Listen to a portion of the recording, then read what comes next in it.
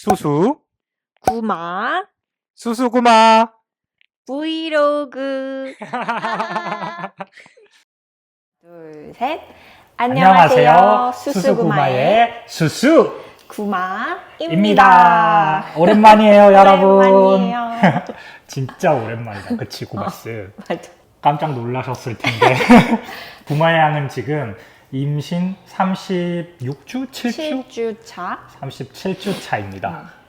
이제 한 2주 정도밖에 안 남아서 캐나다 BC주 임신 의료 시스템에 대해서 한번 정리를 해보자 저희가 카메라를 켰습니다. 사실 저희가 처음 하면서 되게 많이 헤매고 어떻게 하는지 몰라가지고 정보가 좀 부족했었던 기억이 나가지고 그거를 이제 다른 분들에게 겸사겸사 도움이 되지 않을까 싶어서 한번 카메라를 켜봤어요. BC주만의 좀 의료 시스템 특징을 한 3가지를 꼽아봤는데 저희 그 4주차 정도 됐었을 때 임신 테스트기로 먼저 임신 확인을 2주를 확인을 하고 나서 저는 패밀리 닥터한테 전화를 했었어요. 주치의가 있으신 분들은 패밀리 닥터한테 먼저 전화를 해서 임신 확인 피검사라든지 그 후에 어떻게 진행되는지 상담을 하시면 되고, 패밀리 닥터가 없으신 분들은 동네 클리닉이나 가셔가지고 GP에게 같은 프로세스를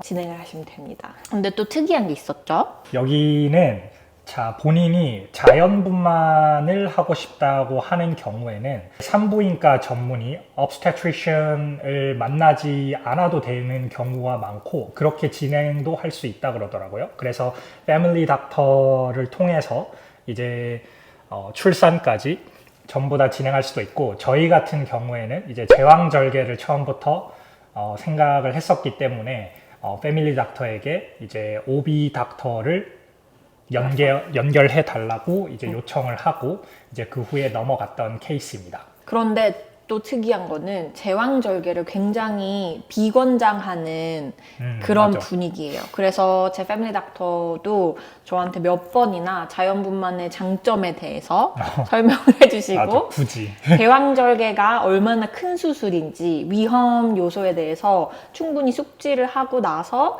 결정을 하라고 저에게 한 10일 정도의 생각할 시간을 주셨던 것 같아요. 맞아. 심지어 저희 OB 닥터도 이제 구마양이 그 뭐라 그러더라? 파이브로이드? 파이브레이트? 근종. 작은 근종. 자궁 근종이 처음에는 있었는데 그게 이제 아기가 나오는 그 길 쪽에 있어서 처음에는 제왕절개를 권장을 했었거든요. 근데 이제 임신을 지나면서 그 근종이 위쪽으로 올라가서 이제 자연분만을 해도 상관없는 그런 상황이 한 35주 차 정도부터 있었어가지고 그때부터는 또 넌저시 자연분만을 갈 때마다 한 번씩은 물어보더라고요. 여전히 디시즌이 안 바뀌었냐고. 맞아요. 그 정도로 여기는 좀 자연분만을 강력하게 권장하는 그런 나라인 것 분위기예요. 같아요. 분위기. 네. 사실은 그 OB 닥터도 수수군이 열심히 찾아서 저에게 리스트를 넘겨줬었어요. 맞아요. 여기 캐나다가 가장 한국이랑 다른 것 중에 하나가, 한국은 그냥 이제 뭐 네이버 지도나 이런 데서 검색해서 아무 산부인과에 가면 선생님을 볼 수 있잖아요. 근데 여기는 전문의를 그렇게 보는 시스템이 아니어가지고 심지어 내가 패밀리 닥터가 있다 한들 이제 OB 닥터는 저희가 찾아야 돼요. 그래서 여기 웹사이트가 있는데 이제 닥터들의 리뷰 같은 게 약간 구글 리뷰처럼 나와 있는 웹사이트가 있거든요.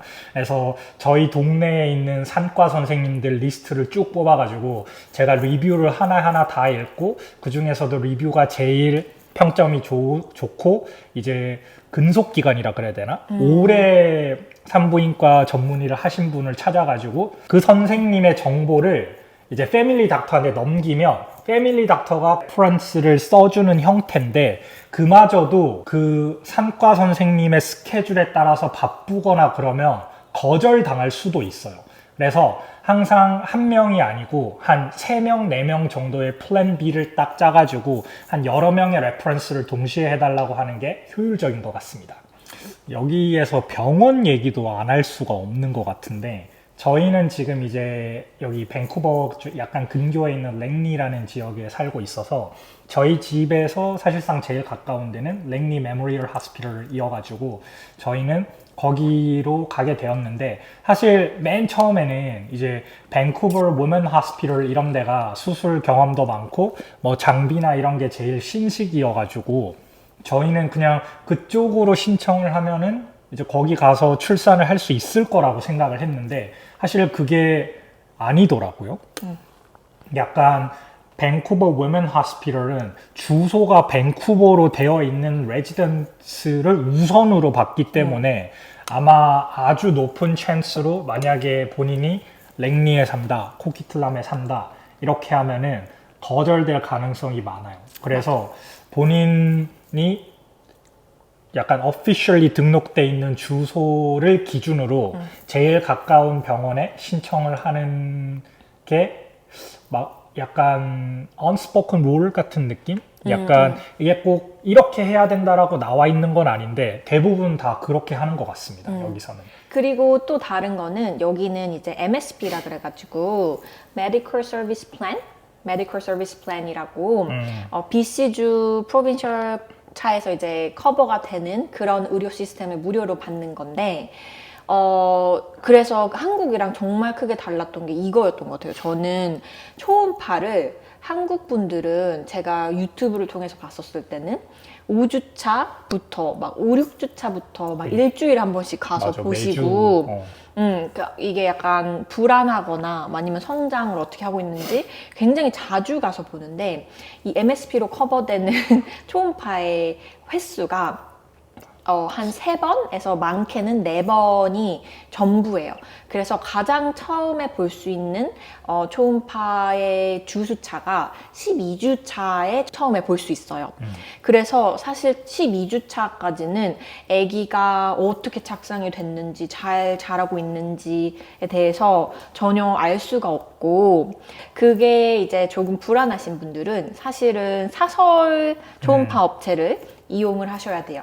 근데 그거는 이제 조금 있다가 더 자세하게 말을 해보도록 할게요. 그러면 이제부터 임신 초기 1주차에서 13주 정도의 그 초기 기간에 저희가 봤던 진료나 어떤 증상들 한번 얘기해 볼까요? 일단 저희는 4주에서 5주차 정도의 임신 테스트기로 임신을 처음에 둘이 확인을 했어요. 그때 정말 얼떨떨하고 사실 저희가 당연히 아이를 갖고 싶었지만 그렇게 빨리 한 번에 될지 몰라서 굉장히 신나고 신기하고 수수군이랑 막 부둥켜서 막 맞아. 점프했던 그런 기억이 있습니다. 그래서 이제 그 임신 테스트기를 2번을 하고 나서 저희 패밀리 닥터한테 예약을 했어요. 왜냐면 정확하게 보려면 피 검사를 해야 되니까.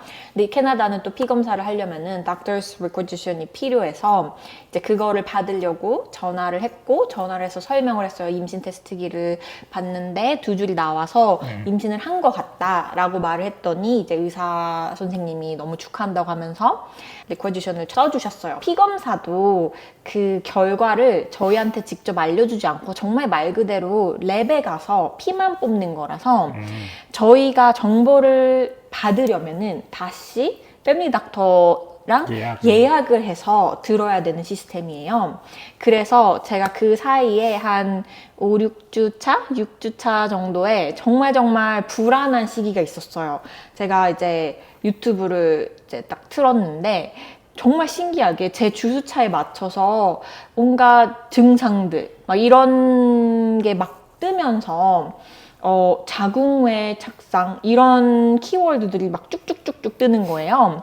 맞아. 그걸 한번 보기 시작하니까 뭐 그런 안 좋은 것들 막 유산 같은 그런 거에 관련된 피드가 계속 뜨니까 저희 겁쟁이 구마양은 겁을 먹고 그때부터 수수군 이게 잘못됐으면 어떡해 아니 난 지금 잘못됨을 느꼈어 맞아. 막 이러면서 저를 진짜 30분에 한 번씩 괴롭히기 시작해가지고 그게 약간 자궁외 착상 증상과 비슷하지 않을까라고 이제 온갖 머릿속으로 시뮬레이션을 돌리면서 너무 이제 불안한 거죠. 왜냐면 그러면은 아기뿐만 아니라 내가 위험할 수도 있다. 이게 굉장히 세서 12주 차까지 기다릴 수가 없다고 생각을 하고 나서 이제 수수군을 마구마구 쫄라서 저희는 사설 초음파 시설로 갔습니다. 사실 저번 영상에서 사설 초음파 갔던 거는 나왔던 것 같긴 한데 맞아. 그게 아마 한 6주 차인가 7주 차 때 너무 이른 6주 차. 시기에 저희가 초음파를 보러 가서 그 초음파 해주시는 분도 보면서 착상이 잘 됐고, 근데 애기 집이 4mm다. 그럼 애기가 2mm. 2mm면 보통 막 이렇게 현미경으로 보는 진드기 같은 그런 애들 크기잖아. 그치, 거의 점으로 보였고 맞아. 약간 심장 박동도 그때 체크를 못 한다고 했던 것 같아. 너무 작아서 뭐 더 이게 좀 깊게 누르면은 파동이 체크는 되지만 추천하지 않는다라고 해서 이제 그때는 아기 집이 잘 자리를 잡았고 아기가 보인다라는 그거를 확인했던 것 같은데 저희가 너무 많은 돈을 지불했죠. 맞아요. 그게 이제 그때 당시에 이제 구마양이 너무 겁을 먹어가지고 사실 그 다음날 바로 초음파를 볼 수 있는 데를 저희가 검색해서 가다 보니 저희가 초음파를 보는데 400불을 냈거든요. 더 내지 않았어? 400불, 그러니까 380불 플러스 텍스여가지고 그거를 내고 보고 오면서 와, 여기는 초음파가 이렇게 비싸면 저희는 약간 한국 그 느낌의 프로세스를 생각해가지고 매주 봐야 하는데 400불씩 내는 게 너무 부담인 거예요. 근데 나중에 알아보니까 사설 그 초음파 보는 데는 진짜 케이스 그 집집마다 다 달라가지고 가격도 다 다르더라고요. 맞아요. 정말 어떤 데는 뭐 100불 이하인데도 있고 나중에 알아보니까. 맞아. 근데 저희는 어찌됐건 그때 아무것도 몰라가지고 400불이라는 큰 돈을 거기 태워버렸다는. 가장 비싼 데로. 맞아. 저희가 첫 번째 그 울트라 사운드를 12주 차 때 예약을 해서 갔는데 저희가 예약했을 때 이미 한 달치 예약이 다 차 있었어요. 그래가지고 만약에 임신을 했다 하시는 분들은 진짜 제일 먼저 울트라 사운드 하는데 전화해서 자기 주수차에 맞는 주에 먼저 예약을 다 해놓으시는 게 좋을 것 같아요. 왜냐하면 저희 경험상으로는 되게 한 달, 두 달의 스케줄이 거의 풀로 다 차 있거든요. 맞아. 그래서 그거는 꼭 인지하고 있는 게 맞아. 좋은 것 같습니다. 네. 미드레이 코키틀럼 지점으로 갔는데 여기는 굉장히 그래도 시설이 깨끗하고 크고 굉장히 대신에 엄청 붐벼서 맞아. 제가 초반에는 이걸 다 놓쳤지만은 나중에는 팁이 생겨서 원래는 울트라사운드를 예약을 하실 때 무조건 닥터스 리퀴지션을 가지고 오라고 하는데 몇 주 차에 울트라사운드를 보는지 아시면은 미리 리퀴지션이 없어도 나 받았어라고 하고 예약을 하실 수 있습니다. 그럼 몇 주에 부킹을 해야 하나요? 여기는 일단 임신 첫 번째 초음파가 12주 차 정도쯤에 볼 수 있고요. 그리고 두 번째가 20주 차. 그리고 세 번째가 30주 차인데요. 저는 조금 이제 근종 때문에 한 번 더 봐야 된다고 해서 36주 차 이렇게 해서 4번을 봤는데 보통은 3번을 보니까는 자기 주수차에 맞춰서 미리 예약을 해두시면은 좋지 않을까 싶어요. 아니면 적어도 처음 거랑 두 번째 거를 미리 해두시면은 좋을 것 같아요. 그리고 제가 하나 더 팁이 있었는데 저희 동네가 유별나게 라이프랩이 바빴는지 모르겠어요. 근데 저는 이 초음파 여기 시설보다도 라이프랩이 예약하기가 더 힘들었거든? 그게 라이프랩은 정말 들어갔는데 한 2-3달치 예약이 꽉꽉 차 있는 거예요. 그래서 Fraser Health라고 이 피검사를 해주는 랩 검사 기관이 있는데 병원에도 있고 따로 떨어져도 있거든요. 근데 보통은 여기는 한 1주일에서 2주 안에는 다 어베일러빌리티가 있기 때문에 굳이 라이프랩에서 안 하셔도 이 프레이저 헬스 가서 온라인으로 똑같이 예약을 해서 조금 더 나한테 편한 시간을 골라서 비검사를 할 수 있는 그런 장점이 있었어요. 처음 피검사로는 제가 임신을 확인을 했고 그 다음에 임신 확인이 되면은 패밀리 닥터가 이제 NIPT를 받으라고 해요. 되게 쉽게 생각하면은 이제 염색체가 이제 23번까지 있잖아요. 그 염색체를 이렇게 selectively 몇 개를 채취를 해서 거기에서 이제 문제가 있는지를 확인을 하는 거라서 다운 증후군이나 뭐 이런 것들을 포함해서 이런 거를 early stage에 알 수 있는 그런 검사라고 저희는 맞아요. 인지하고 있습니다. 맞아요. 그리고 또 하나 특이한 점은 한국에서는 이 검사를 좀 옵셔널로 두고 많이들 안 하신다고 하더라고요. 이게 나이가 그래? 조금 있는 산모한테만 추천을 하고 좀 어린 산모들한테는 굳이 안 해도 된다. 왜냐하면 한국에서도 이게 굉장히 비싼 검사요? 검사라고 들었는데 한국에서도 한 70만 원 정도 한다고 들었어요. 진짜? 네. 정말 비싸네. 근데 이 검사는 MSP로 커버가 안 돼서 저희도 550불을 내고 이 검사를 받았어요. 근데 550불은 기본적인 부분을 근데 굉장히 많은 부분을 커버가 되지만은 이게 3단계가 있었어. 550불, 뭐 650불, 그 다음에 뭐 700불에서 굉장히 다양하게 더 많이 유전적인 거에 관련한 검사인데 한 가지 이제 다른 점이 한국이랑 캐나다는 이 NIPT로 아기 성별을 알 수가 있어요. 굉장히 빠른 시일 내내. NIPT 검사를 하면 사실은 더 중요한 건 젠더보다도 더 중요한 게 이제 염색체라든지 검사 결과 이상이 없는지인데 그거를 들으려고 패밀리 닥터랑 이제 또 예약을 해서 전화를 하면서 이상이 없어, 다 괜찮아 이렇게 말씀을 해주시면서 너 이제 젠더도 알고 싶니? 라고 저한테 물어보셨어요. 그러면서 혹시 남편이랑 같이 뭐 젠더 리빌 하는 거면은 내가 이메일로 보내줄 수 있어. 너한테 말 직접 안 하고 라고 했는데 저는 너무 궁금하고 수수군에게 제가 젠더 리빌을 해주고 싶어가지고 나는 너무 듣고 싶어요 해서 그때 정말 아무런 마음의 준비도 없이 it's a boy 라고 하시는 거예요. 근데 그때까지만 해도 여기가 이제 지금 13주 정도 됐었을 때 13주, 14주 이렇게 알았는데 수수군이 딸을 그렇게 노래를 불렀었어요. 그 한 2달, 3달 가량을 무조건 딸이지, 우리 애기 무조건 딸이지, 한방이는 딸이야 이렇게 엄청나게 미소와 어떤 행복감으로 계속 딸을 불렀었기 때문에 하지만 제가 이걸 월요일 날 알고 나서 수수군에게 젠더 리빌 풍선을 올 때까지 안 알려줬어요. 토요일까지. 그거를 엄청나게 고문을 시키더라고. 자기는 알면서 저한테 이제 절대 말 안 해줄 거라고 그러면서 맞아. 그래서 저 혼자 막 행복 회로를 돌리면서 막 날이겠군 싶으며 가지고 날일 거야. 맞아요. 그렇지만 여러분 저희 아들을 사랑하지 않는 게 아닙니다. 저희는 한방이가 아들이어서 너무 좋아요. 맞아요. 진짜 이건 좀 TMI인데 그래서 구마양이 처음에 애기 이름을 용복이라고 한다고 그런 무슨 말도 안 되는 소리를 한동안 계속 했었거든요. 근데 저는 그러고는 영어 이름으로 드래곤복이라고 G-드래곤 같이 그렇게 부르면 된다고 말도 안 되는 논리를 펼쳐가지고 근데 제가 이게 농담만은 아니었어요. 왜냐면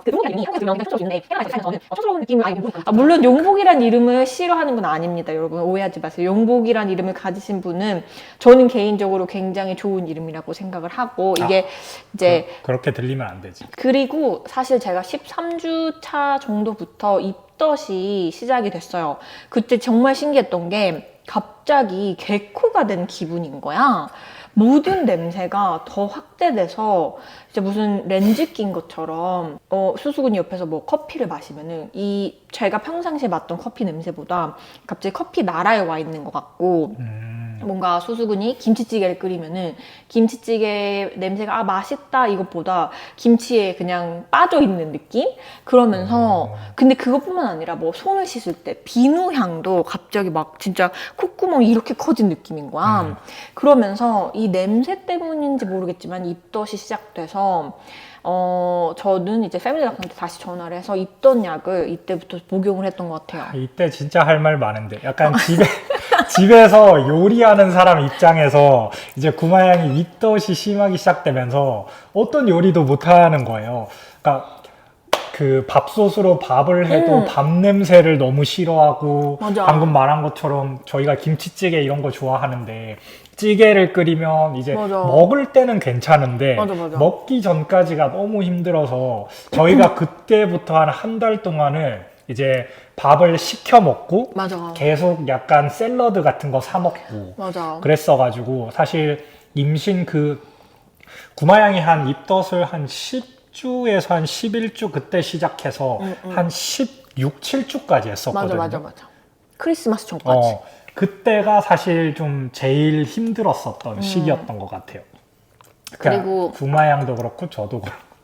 그리고 저는 입덧 약을 먹으면 약간 사이드 이펙트로 굉장히 졸려요. 그래서 보통은 입덧 약, 임산부 입덧 복용 방법이 약마다 다르겠지만 제가 받았던 거는 저녁에 2알을 먹고 아침에 심하면은 하나를 추가로 복용하는 거였는데 이 약을 저녁에 먹으면은 정말 막 기절해서 잠을 자게 되고 아침에 조금 일어나기 힘든데 아침에 이거를 또 복용을 하면은 일할 때 굉장히 졸린 거예요. 그래서 미팅 같은 거를 다 참여를 하고 너무 피곤하거나 너무 졸리다 그러면은 한두 시간 정도 잤다가 조금 오후에 일하고 좀 이런 패턴을 이 초기 때는 많이 했던 것 같아요. 네. 처음 해보니까. 그러니까 남편으로서 여러분이 할 수 있는 건 없습니다. 그래도 수수군이 엄청 열심히 찾아서 그 손목 밴드, 그 입덧을 조금 방지해주는 손목 밴드가 있었는데 그게 여기에 어떤 단추 같은 게 달려서 그 맥을 조금 눌러주는 압박을 해주는 그런 압박 밴드였거든요. 근데 그거를 보고 효과가 있다고 해서 아마존에서 주문을 했는데 저는 안타깝게도 효과를 전혀 못 봤던 것 같아요. 이거저거 다 해봤는데 아무것도 안 됐습니다. 참으세요. 버티세요. 존버! 존버가 진짜 답이다. 존버해야 돼. 사실 이게 근데 임산부마다 다 케바케라고 그러더라고요. 또 같은 임산부도 약간 아기에 따라서 또 그 임신 전체 익스피리언스가 다르다 그러니까 이거는 뭐 콕 집어서 이거라고 말할 수 없는데 저희는 그런 시기를 보냈었다. 맞아. 그런 얘기를 하고 싶었습니다. 가장 하이라이트 하고 싶었던 팁이 있는데 이 튼살 크림이에요. 그래서 사실 튼살이 한번 생기면은 나중에 배가 들어가도 없어지지 않는다고 하더라고요. 그래서 저는 배가 한 중기 말 정도부터 나왔는데 초기 때부터 튼살 크림이랑 튼살 오일을 매일매일 발랐어요. 그래서 배가 나오지도 않았는데 그때부터 발랐고 그리고 또 이 동생이 저한테 자기도 이제 나 이거 발라서 언니 튼살 안 생겼어 하면서 저한테 정말 고맙게 비싼데 선물을 택배로 보내줬어요. 그래서 자 이제부터 이제 중기로 가볼게요. 중기는 한 13주에서 27주 정도를 중기라고 이제 표현을 한다고 하는데 저희가 이때부터 이제 OB 리퍼럴 진행을 했죠. 네. 그래서 제 패밀리 닥터분한테 아까 수근이 줬던 그 리스트를 부탁을 드렸어요. 이분을 priority number 1, 2, 3로 한번 시도를 해주세요 라고 해서 저희는 다행히 첫 번째 저희가 리스트에 뒀던 산부인과 전무의인 분에게 바로 이제 연계가 accept를 받았어요. 맞아. 저희가 한 17, 8주 차에 레퍼런스를 냈는데 이제 23, 4주 차에 처음. 스케줄을 잡아줬어요. 그래서 그것도 감안해가지고 사실 OB 닥터를 만난다, 제왕절개가 확실하다 이러신 분들은 좀 빨리빨리 이거를 진행하는 것도 나쁘지 않는 것 같습니다. 그때 당시에 또 있었던 증상이 변비가 찾아왔어요. 아, 이거가 진짜 가장 아팠던 그거 같아. 임신에 찾아오는 변비는 되게 흔한 증상이라고 하는데 세게 찾아와서 저희가 우리가 이걸 약간 식단을 계속 바꾸고 이러면서 그랬지. 괜찮았던 것 같은데 수수군이 제가 변비가 심해서 사실은 굉장히 변비에 좋은 키위라든지 야채라든지 그런 식단으로 바꿔줬는데 이 임산부 변비에 걸렸을 때 변비약을 하나, 이거는 이제 처방전이 없어도 사실은 살 수 있는 약인데, 변비가 있으신 분들은 닥터에게 한번 약을 처방을 받아보세요. 이걸 먹고 나서 그래도 한 이틀 정도 있다가 괜찮아졌던 것 같아요. 제 기억으로 20주 차쯤에 초음파를 보러 갔었는데 저희가 이때 처음으로 아기 얼굴을 봤어요. 맞아. 그 약간 초음파로 이렇게 해가지고 보여주는 얼굴 있잖아요. 딱 봤는데 됐다. 날 안 닮았다. 그게 무슨 소리야. 저희 구마양에 아주 예쁜 이목구비를 닮은 듯한 사진이 이렇게 있어가지고 옆라인. 옆라인을 말한 약간 거지? 코가 오똑하고 막 눈두덩이도 막 이렇게 있고 좀 아주 크고 막 그래가지고 눈도 크겠거니 싶어서 저는 눈두덩이는 근데 뼈니까 다 큰 거 아니야? 눈두덩이는 다 똑같아. 이게 커야 돼 고마스. 아, 그래? 그래. 아니야. 너랑 나랑 눈두덩이 똑같을걸? 최소한 잘 보이겠지.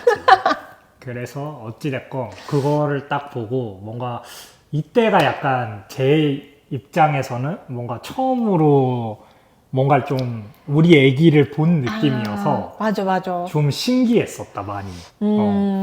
이게 나의 아들? 이런 맞아. 느낌으로. 그래서 오비 닥터 처음 봤는데 진짜 저희한테 프레젠테이션 같이 맞아. 쭉 읽어주시면서 지금 이런 상황이고 이게 이런 위험이 있고 이런 상황엔 이렇게 될 거고 여러 가지를 막 설명해 주시는데 됐다 안심이 든다. 진짜. 이런 생각이 처음으로 들게 한 의사였다. 맞아요. 그리고 너무 친절하시고 되게 약간 알기 쉽게 설명을 해주셨어요. 그래서 프레젠테이션이 막 어려웠던 게 아니고 이런 상태고 앞으로의 플랜, 약간 출산까지 어떻게 할 건지, 맞아. 그리고 출산까지 앞으로 너가 뭐 백신이 뭐가 남았는지, 뭐 검사가 뭐가 남았는지 쭉 알려주셔서 사실은 저희가 지금 이 영상을 찍는 가장 큰 이유가 그 기간 내내, 임신 기간 내내 어떤 검사가 있는지 그런 거를 몰랐던 게 저희는 좀 아쉬웠는데 맞아. 이 오비 닥터분께서는 23주부터 이제 출산까지의 어떤 스케줄을 미리 알려주셨어요. 맞아. 그래서 그게 너무 좋았던 것 같아. 맞아요. 이 임당 검사를 하게 되면 한국도 마찬가지겠지만은 처음에 그 글루코스를 한 병을 이제 마셔요. 마시고 나서 1시간이 있다가 피 검사를 하는 그런 이제 시스템인데 그 얘기를 먼저 해야 돼. 약간 제 동생이 임신 축하한다고 뭐 선물을 보내주고 싶어 했었거든요. 너무 고마워요. 그래서 제 동생한테 구마양이 단 거 좋아한다고 그러니까 진짜 약간 이마트 초코를 좋아한다고 그러니까 이마트에서 파는 모든 초코 과자를 하나씩 다 사가지고 진짜 이따만한 박스에 보내줬거든요. 근데 구마양이 용감하게 임당 검사 전 한 2주 전부터 그 초코 과자 한 박스를 조지기 시작했는데 하루에 진짜 과자를 이게 박스 과자 아시죠? 박스 과자를 한 2개씩 먹는 거야. 맞아. 그래가지고 임당 검사 전에 용감하게 이제 자기 당을 풀로 채워가지고 그러고는 이제 검사를 하러 갔더니 fail 재검을 하라고 그러더라고요 바로.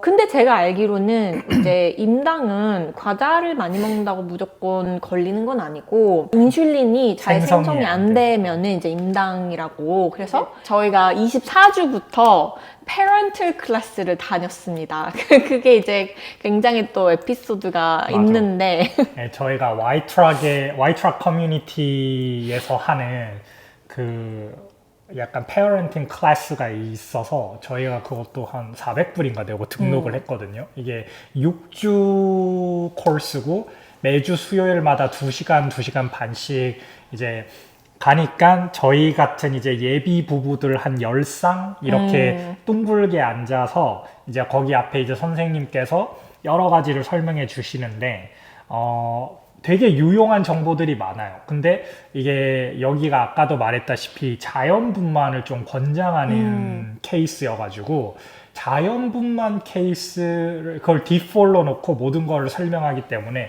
사실 저희는 조금 제왕절개를 생각하고 있어서 초반부터 그 10쌍 중에 아마 제왕절개는 저희밖에 없었던 것 맞아. 같은데 그래서 저희에게 관련된 그 코र्스는 레슨은 한 번이었고 나머지 5주는 다 이제 자연분만과 이제 기본적으로 임신을 했을 때 필요한 early 정보들 labor. 맞아 early labor 플러스 이제 도와줄 수 있는 사람들이 이제 midwifer를 해서 뭐 약간 어디에서 도움을 받아야 되는지랑 제가 제일 신기하게 느꼈던 게 한국은 이런 코र्스가 제가 생각했을 때 임신의 모든 포커스는 이제 나오게 될 아기거든요.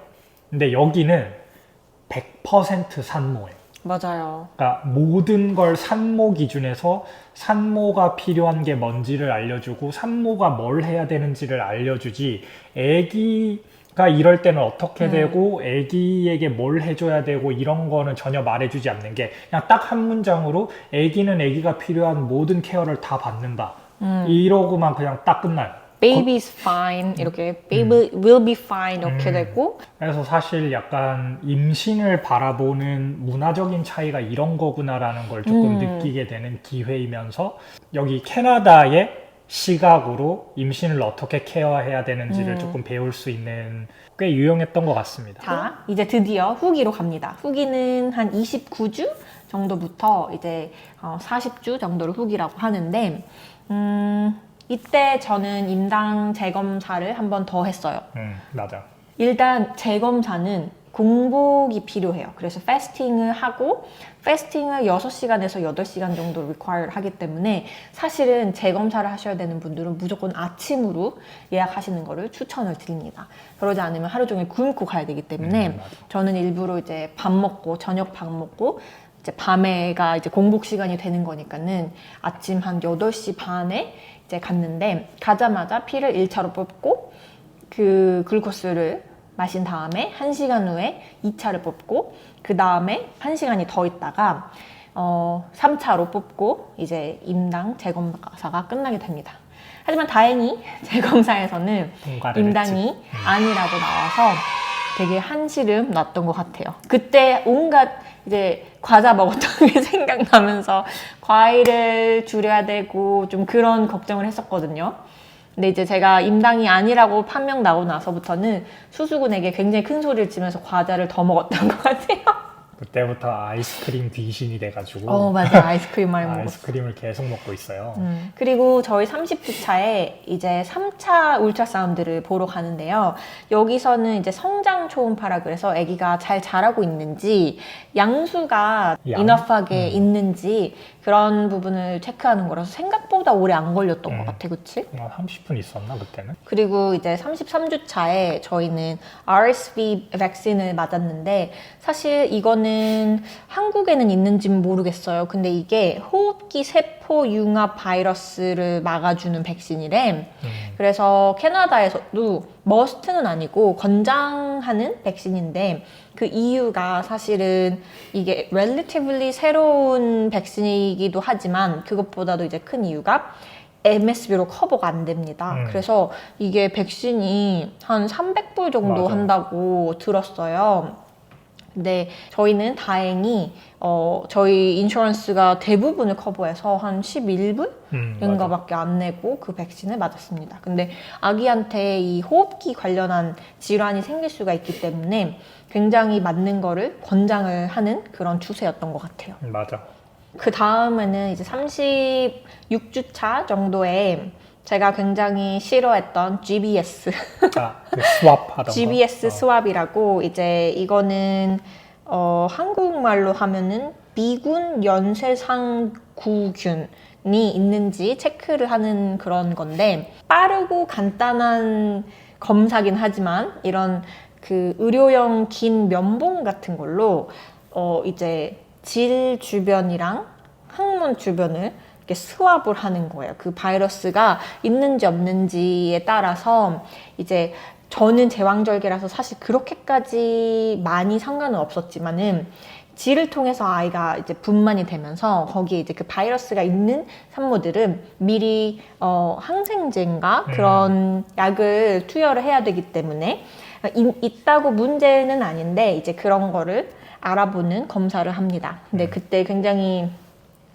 수치스러웠던 것 같아요. 왜냐면 이 아래를 다 상의를 하고 탈의를 하고 그리고 이제 의사가 와서 막 요렇게 하니까 굉장히 수치스럽고 그 원래는 제가 수수군한테 나가 있어 달라고 했는데 막상 복도에서 기다릴 데가 없는 거예요. 그래서 수수군이 거절했어. 검사를 할 때 거기까지 있었는데 저희가 아무리 부부지만 좀 그런 거는 수치스러웠던 것 같아요. 뒤돌아보고 있어요. 벽을 보고 있어요. 벽 보고 있으라고. 진짜 고등학교 이후로 처음으로 벽 보고 서 있었어요. 근데 검사는 진짜 한 5초, 10초만, 한 10초 만에 끝났던 것 같아요. 그래서 맞아. 그렇게까지 막 전혀 아프거나 그러진 않는데 살짝 불쾌하다, 그리고 살짝 수치스럽다 그런 검사를 하게 됩니다. 이제 출산 가까워져서.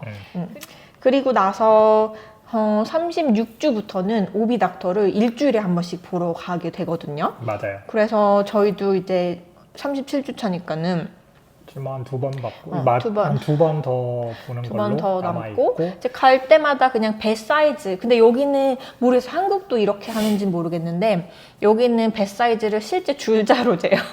그래서 저의 주수차에 비해서 배 사이즈가 뭐 어떻다 이런 이야기를 하고 맥박을 재고 뭐 질문이 있는지. 근데 저희 그 오비 닥터 분이 너무 친절하셔가지고 항상 저희한테 맞아. 질문 있는지 물어봐 주셔서 저희가 뭐 굉장히 시시콜콜한 질문까지 뭐 병원에 밥이 맛있나요? 이런 것도 막 물어보고 맞아.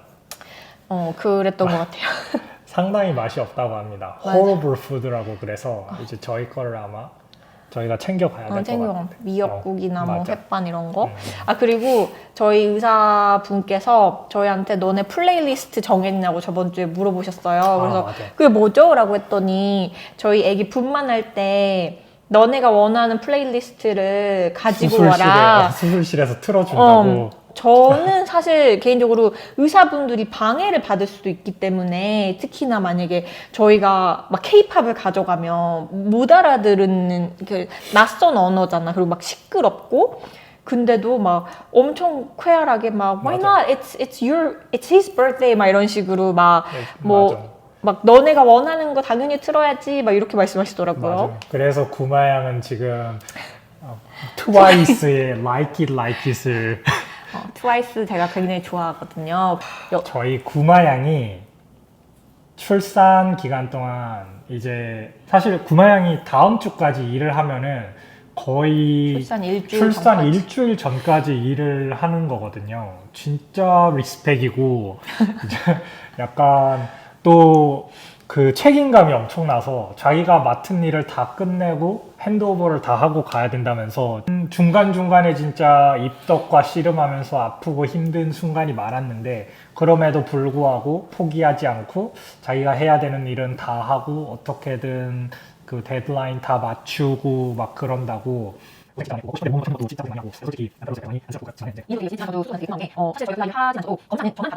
2주 후면은 2주도 안 남았는데 밤토리군이 나올 텐데 이제 그 후에 인생은 어떻게 달라질지 굉장히 기대가 되고 기대 반 설렘 반 그 걱정 조금 있는데 한번 열심히 해보겠습니다 앞으로. 맞아. 이 영상이 조금 초보 산모이신 분들에게 조금이나마 도움이 됐으면 좋겠습니다. 감사합니다. 감사합니다, 여러분. 안녕.